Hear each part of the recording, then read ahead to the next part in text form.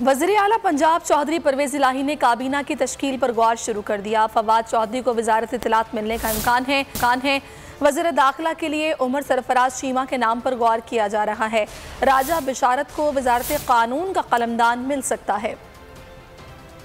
काबीना की तश्कील का मरहला, PTI और काफ लीग ने वज़रा की लिस्ट तैयार कर ली। सूबाई काबीना में बुज़दार हुकूमत के कई वज़रा शामिल होंगे। काबीना की तश्कील के लिए PTI और काफ लीग के सीनियर रहनुमाओं के नाम सामने आ गए। फवाद चौधरी को वजारत इत्तलात मिलने का इम्कान। वज़ीर दाखिला के लिए उमर सरफराज चीमा के नाम पर गौर। राजा बशारत को वजारत कानून का कलमदान मिल सकता है। हाशिम जवां बख्त फिर हो सकते हैं खुशबख्त। खजाने की चाबी मिलने का इम्कान है। मियां असलम इकबाल, मियां महमूदुर रशीद, चौधरी ज़हीरुद्दीन और डॉक्टर यास्मीन राशिद भी फहरिस्त में शामिल हैं। हाफिज मोहम्मद मुमताज, समीउल्लाह चौधरी, यासिर हुमायूं राजा, सरदार आसिफ नकई और हाफिज अम्मार यासिर को भी वजीर बनाए जाने का इम्कान है। हतमी फैसला चेयरमैन तहरीक इंसाफ इमरान खान के साथ मुशावरत के बाद किया जाएगा।